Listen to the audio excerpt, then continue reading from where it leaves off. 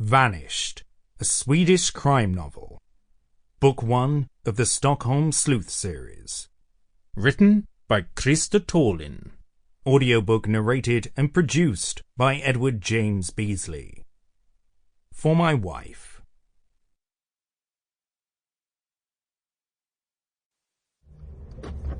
Part 1. Chapter 1. Wednesday, September 16th. Now it would soon be over. Maybe another half-hour's drive? Somehow the trip had lasted longer than he had imagined. He had left Berlin in the evening and taken the night ferry from Rostock to Trelleborg. His single-bunk cabin had been basic, the night short. The ferry had arrived in Sweden at exactly 6 in the morning, but the route from Trelleborg to the vacation house had proved laborious. First, there was the 110 km/h speed limit on the freeway. Not all of it was freeway either, and he rarely even reached the 70 kph speed limit on the country roads. Somehow he always wound up behind some large freight truck. Oh well, it was almost over. At least his Audi was purring. The route seemed to suit it just fine. Martin had placed the driving directions from the owner of the house on the passenger seat beside him. "It's extremely easy to find. Just follow the directions carefully and be sure to leave very slowly towards the end so that you don't miss the turnoffs," the owner had told Martin when he picked up the key in Berlin. All he could do now was to hope the directions were good and would still be easy to follow once he left the main road. At first his GPS couldn't even find the address. At least the scenery was gorgeous, with lots of forests, lots of lush green meadows and the occasional lake. There were hardly any towns, and houses appeared only now and then amidst all the nature, and then they were usually painted the typical rust red and also yellow and light blue. This was Martin's first trip to Sweden, and his initial impressions confirmed the image he had had. Pristine nature with lots of quiet. He needed that to think above all, and that meant getting clear on how to proceed from here. It was already over a year since Martin's separation from his wife and his little girl, Lara, but the divorce hearing took place just 3 weeks ago, and that formality had affected him more than he expected.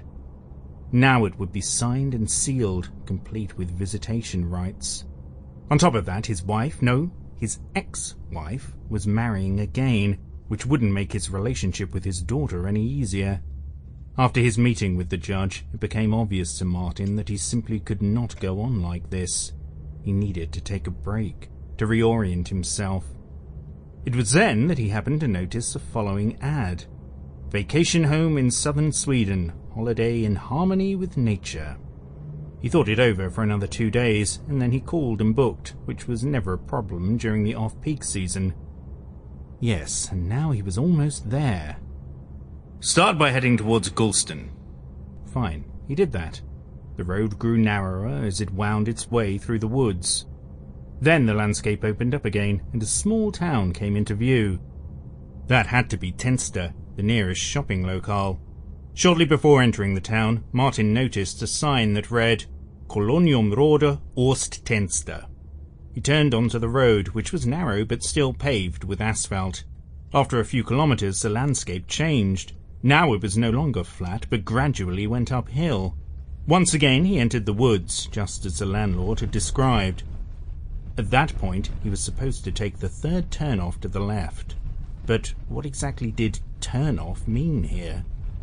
Surely not this tiny road that could barely accommodate a car. Or was that it? All right, he had already passed one, that much was clear. The second was debatable. And so it continued, which unfortunately meant that it was not so obvious where he should turn off, and not at all as simple as the landlord had claimed. And that in spite of the fact that Martin was driving very slowly and carefully, checking every junction. For a long time the road went on through the woods, continuing gently uphill. Finally, another junction appeared. A right turn would lead to Ostergård, but there was no sign for the left turn, only half a dozen mailboxes. What choice did he have? He turned left.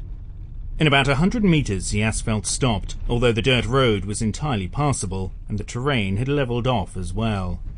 According to the directions, he was supposed to take the second option to the right. Sample complete. Ready to continue?